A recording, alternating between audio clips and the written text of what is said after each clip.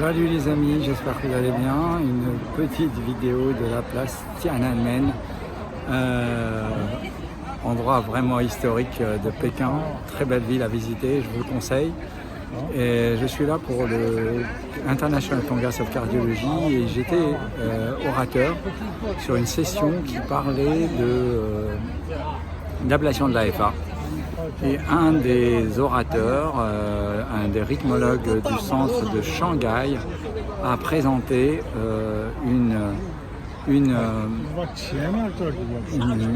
a fait le point sur y a-t-il une limite d'âge pour réaliser une ablation de FA.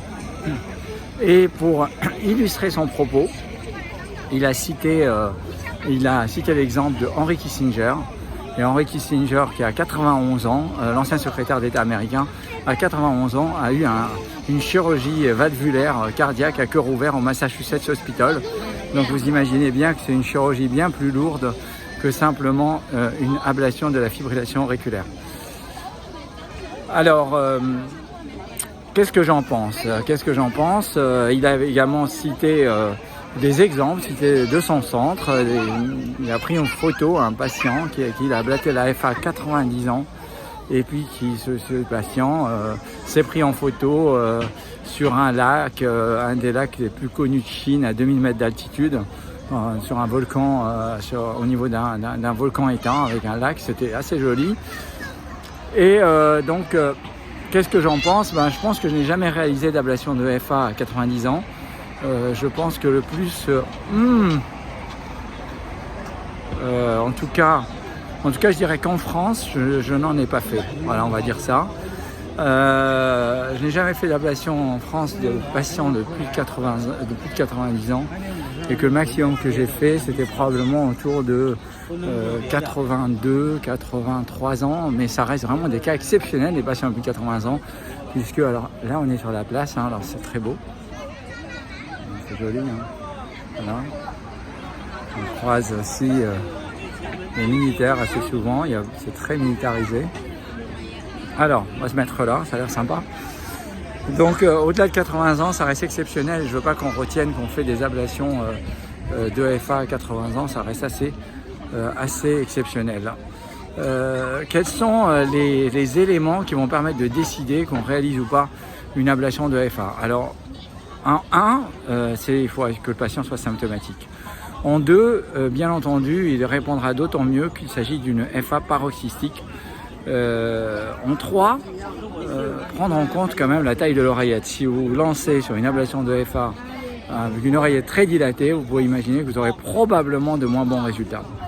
En 4, l'âge quand même, peut-être même que j'aurais mis en 3, l'âge est un facteur prédictif de complications.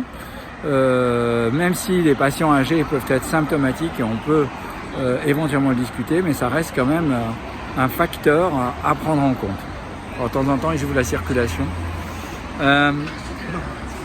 Et puis en 5, la prise en charge de l'ensemble des facteurs de risque, obésité, syndrome d'apnée du sommeil, sur lesquels il faut prendre en charge si on veut avoir moins de récidives. Et puis en 6, un élément qui est très mal évalué aujourd'hui, mais je suis persuadé que ça devrait être systématique dans l'avenir, c'est évaluer la fibrose de l'oreillette.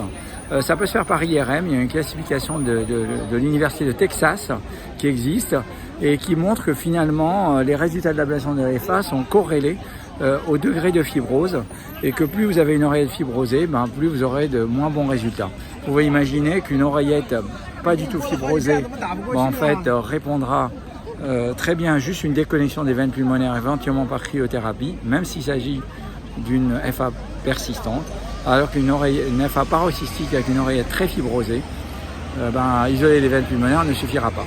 Donc ça, c'est des éléments. La fibrose,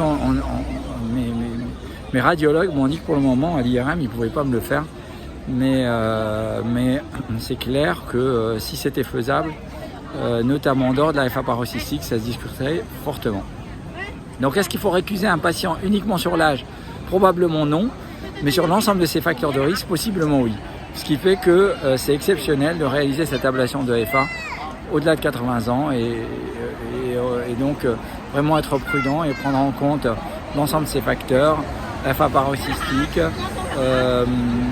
taille de l'oreillette, symptômes, comorbidité, avant tout simplement d'envisager une ablation chez un sujet âgé. Et gardez en tête que le sujet de plus de 80 ans reste globalement une exception. Vous imaginez qu'il y a de l'athérome partout, il y a des vaisseaux qui sont sclérosés et donc cela donne des risques de procédure particulièrement élevés, il faut faire attention. Alors, sur ces photos sympathiques de la place Tiananmen, je vous souhaite à tous une bonne soirée, une bonne journée. N'hésitez pas à partager, à liker cette vidéo et à très bientôt. Ciao, ciao.